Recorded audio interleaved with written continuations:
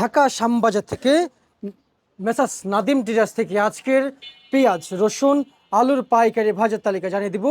বাজারে গেল কয়েকদিন ধরেই বাজার ব্যাপক হারে কম থাকায় হঠাৎ করে বাজার কেজিতে 3 টাকা পরিবর্তন। সবশেষ আরও কিছু তথ্য জানাবো, যুক্ত হচ্ছি ব্যবসায়ীদের সঙ্গে। আসসালামু আলাইকুম। ওয়ালাইকুম আসসালাম ভাই।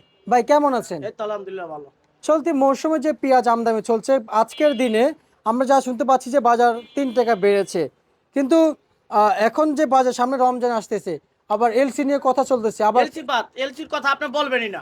আবার এলসির কথা আপনি বলবেনই না। এলসি নাই। আমি এটা শেষ করি ভাই, আমি এটা শেষ করি। আসলেই ভাই এই এলসি নিয়ে অনেক চিন্তিত থাকে, কিন্তু অনেকে বলেছে যে এলসি নাই। আপনি বলেছেন এলসি নাই, এলসি LC কথা নাই। বলা যাবে না। আজকেও বন্দরে 2 গাড়ি ঢুকছে। আপনার ওইটা আপনার গুডাউনের মাল যদি ঢুকায় যদি আপনার কাছে বিক্রি করে আপনি কিনা নেন। আর এলসি এই মুহূর্তে এলসির দরকারই নাই। আর এলসি যে নিব হ্যাঁ লস খাইব। লস খাবে। হ্যাঁ লস খাইব। আচ্ছা, যারা আগে এলসি আমদানি করে যে গোডাউনে রেখেছিল, ওইটা আপনার যদি ডেলিভারি না হয়, আমার এই মালটা কিনলে যদি কয় ভাই কালকে ডেলিভারি নেবো, ওই বেটা ডেলিভারি কালকে নেন এই পরশু দিন নেবো নেও, আপনি এলসির কথা আর বলতেই পারবেন না। আচ্ছা, না এই কৃষকের স্বার্থে বলতে হবে। কৃষক এলসি নাই, কৃষক জানুক এলসি নাই, LC ভয়টা নাই। গো মনের ভিতরে জানি আর ভয়টা না থাকে। না, জি জি জি, কিন্তু এখন ভয় তো আমি জানি, দেশে এলসি নাই, হ্যাঁ। এলসি আসতেছে না, সুরাপথে আসতেছে, সেটা বন্ধ হয়েছে, সেটা বন্ধ করে দিয়েছে। কিন্তু কিছু কিছু পেঁয়াজ হয়তো রেখেছিল এই যে স্টোর করে, সেগুলো এই যে আর 2-1 দিন আসবে মনে হয়। দুই এক দিন আসলে ওটার সাবজেক্টটা বাদ দেন, ওটা দুই এক গাড়ি পেঁয়াজ, ওটা মনে করেন ওটা কোনো ব্যাপারই না, আর ওটা আসবেও না। আচ্ছা, এবার আসেন, আপনারা কিন্তু জানেন যে লালমনিরহাটে আহ, যে কৃষি আবাদ রয়েছে, আলু চাষ করছে, বেড়িবাঁধ ছুটে পানি হয়েছে, এই যে পাহাড়ে অর্ধেক সময় আলুর তলায় গেছে আর কি, এই আলু তলায় গেছে। কিন্তু সেই সাপেক্ষে কি আলুর বাজার কি বেড়েছে, কোনো প্রভাব পড়েছে? বাড়ে নাই, আলুর বাজার ওই অবস্থায় আছে। বাড়াতে কথা ছিল। বাড়ার কথা ছিল, যেটুকু ক্ষতি হয়েছে তার চেয়ে বেশি হলো উৎপাদন হয়েছে। আচ্ছা আচ্ছা আচ্ছা আচ্ছা, সেই জন্য কিছু হয় নাই। এর জন্য কিছু হয় না। আচ্ছা, নাদিম ভাই, আপনি তো যুক্ত আছেন এই ব্যবসার সাথে দীর্ঘদিন ধরে, হ্যাঁ, অভিজ্ঞতা কি বলে এবছর কি? অভিজ্ঞতায় বলে আপনার রোজার আপনার 5 রোজা পর্যন্ত পেঁয়াজের বাজার আস্তে ধীরে বাড়বে, 5 রোজার পরে থেকে পেঁয়াজের বাজার আবার থামবে। আবার থেমে যাবে? হুম। এমনটা কেনই বা মনে এটা হলো? অভিজ্ঞতা থেকে বলতেছি, এটা প্রত্যেক বছর হয়। রোজার আগ পর্যন্ত পেঁয়াজের বাজার একটু ভালো থাকে, রোজার 5 রোজা ঢুকলে পেঁয়াজের বাজারটা আবার আটকে যায়, আবার 10-15 দিন পরে থেকে আবার বাজারটা বৃদ্ধি হয়। বৃদ্ধি হয়। আচ্ছা, এটার সাথে বর্তমান আপনার অ্যানালাইসিস কথা বলতেছে। অ্যানালাইসিস মানে এটাই স্বাভাবিকভাবে, এটাই বাজার এইভাবেই চলে। আচ্ছা, রোজাটা ঢুকলে 5 রোজার পরে থেকে বাজারটা একটু ডাউনের দিকে যায়। এই বাজার তার মানে আর একটু বাড়বে, হ্যাঁ, আরেকটু সক্ষম, বাড়বে। বাড়া সক্ষম। তারপরে আমাদের দেশে হালি পেঁয়াজ, আপনি জানেন যে এই হালি পেঁয়াজ দীর্ঘদিন ধরে রাখা যায়, এবং এবছর মুড়িকাটা যেমন আবার উৎপাদন হয়েছে, হালি পেঁয়াজ নাকি আবাদ প্রচুর হয়েছে। হ্যাঁ, মুড়ি কাটা তো মনে করেন যে 1 মাস চলে শেষ হয়ে যাবে। হালি পেঁয়াজটা প্রচুর হয়েছে এই বছর, প্রচুর হয়েছে। প্রচুর। আমি বিভিন্ন রেটে হালি পেঁয়াজটা বিভিন্ন বীজ বিভিন্ন দামে বীজ কিনতে পারছে, এর জন্য আনাচে কানাচে হালি পেঁয়াজ লাগাই রাখছে, সমস্যা হইব না। 2025 সালের কিছু প্রশ্ন করতেছে আপনাকে, যেহেতু এর সাথে জড়িত আছেন। 25 সালতে আপনারা কিন্তু এলসি বিহীন মার্কেট চালিয়েছেন। এলসিপিহীন মার্কেট চলতেছিল, ভালোই চলতেছিল, ভালোই চলার ক্ষেত্রে ব্যবসায়িকভাবে আপনার যখন এলসিটা অনুমোদন দিছে অল্প সময় ঠিক আসলো, আমি বারে বারে বলছি, যখন বেশি দিয়ে দিছে তখন আর লুট কুলাইতে পারে নাই। আচ্ছা। বাজার ধাপ ধাপ করে কইমা 125 120 টাকার বাজার শুধু আইসা পড়ছিল 30 টাকা 35 টাকা। তারপরে ভাই এলসি বেশি দিন ছিল না অন্যান্য বছরের মতো। আপনার এলসি বেশি দিন লাগে না তো, এলসি বেশি দিন থাকলে তো আর বাজার আরো আরো কইমা যেত।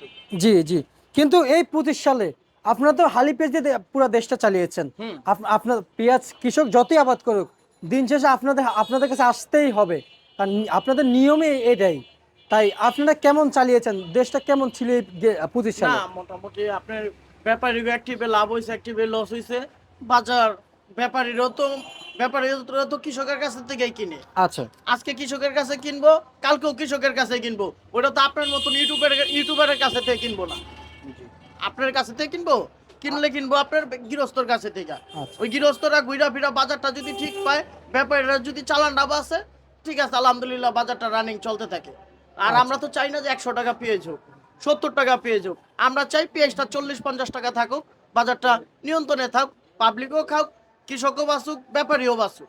জি জি জি তা তো অবশ্যই, সবাই তো এটাই চায়।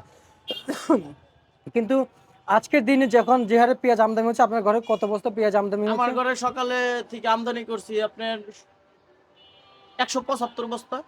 175 বস্তা হুম। পেঁয়াজ। হ্যাঁ, আর মান বেঁধে কত করে বিক্রি চলছে? মান বেঁধে উপরে বিক্রি করছি আমি 36 টাকা, নিচে বিক্রি করছি 30 টাকা। পেঁয়াজ হুম। সর্বোচ্চ আজকের উচ্চ বাজার কত যাচ্ছে? সর্বোচ্চ উচ্চ বাজার গেছে আপনার 38 টাকা রানিং বাজার গেছে সর্বোচ্চ। রানিং বাজার। আচ্ছা, কিন্তু আমি তো জানি যে বাজার 39 টাকা 40 টাকা দাম চায়। 39-40 গেছে, 38 টাকা রানিং বাজার গেছে। মানে আজকে আপনার 40 টাকা গেছে, এটা আপনার বললাম না, আমি একটু হাতে রাখলাম। মানে কালকে 40 টাকা হোক, একটু স্বাভাবিক ভাবে থাকুক। না না, কিন্তু এর জন্য কিন্তু 40 টাকা 2-1 লট গেছে, 2-1 লট ওইটা বাজার না। জি ভাই, 38 থেকে বাজার গেছে আপনার 34-35 না টাকা। কিছু লুকায় রাখতে পারবেন না, অবশ্যই বলতে আমি হবে। লুকায় রাখি নাই। আপনার 40 টাকা 1 লট গেছে, আপনার 40 টাকা আপনার ইউটিউবে কয়ে দিলাম। ওই এক আধ ঘরের এক আধ লট 40 টাকা গেছে। 300 বস্তার নামছে, 1 লট গেছে 40। ওইটা কি বাজার হইছে? আচ্ছা, তার মানে আপনার কথা, ওটা বাজার হয় নাই। আচ্ছা আমরা সাপোজ ওটা বলি, বিক্রি হয়েছে, ওটা বাজার হয় নাই 40। আচ্ছা আচ্ছা সাপোজ আমরা, আচ্ছা মানে রানিং বাজার হয় নাই। জি, রানিং জি, বাজার যেটা বললাম 37-38 টাকা, ওটা রানিং বাজার। জি জি, তার মানে আপনি বুঝতে যদি 100 লট পেঁয়াজ আসে, 100 লট আইছে, 2 লট 40 টাকা বেচ হয়েছে, ওটা বাজার না। এই আচ্ছা মানে 100 লট আইছে, আপনার 30 লট বিক্রি হয়েছে 38 টাকা 37 টাকা, ওইটা হইলো বাজার। আচ্ছা আচ্ছা আচ্ছা হ্যাঁ। আচ্ছা, বুঝতে পারছি।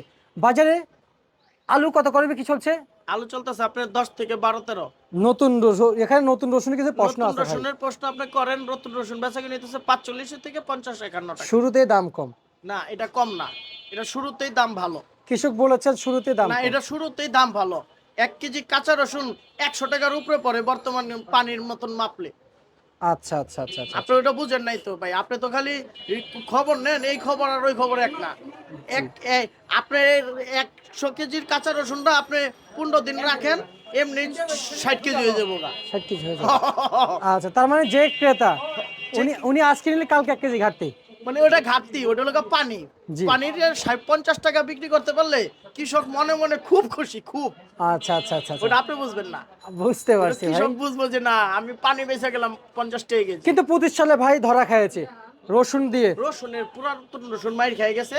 এখন যদি আপনার চায়না রসুনটা যদি সরকার নির্বাচনের পরে, যেই সরকারই আসুক, নির্বাচনের পরে যেই সরকারই আসুক, আপনার বাইরের মালগুলা জানি একটু বুঝা শুনে আমদানি করার পরামর্শ দেয় বা আমদানি করে। এর জন্য আর কি দেশের কৃষকরা একটু ভালো থাকা পারবে। আচ্ছা, তাহলে আপনি সরকারের উদ্দেশ্যেই বলেন, আগামীতে যারা আসবে তাদের উদ্দেশ্যে বলেন, কি বলতে চান বর্তমান মার্কেট নিয়ে?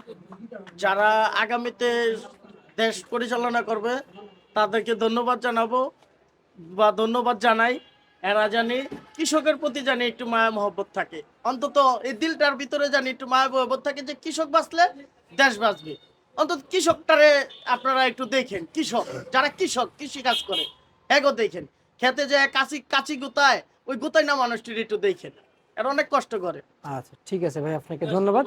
এই ছিল আজকে সর্বশেষ বার্তা।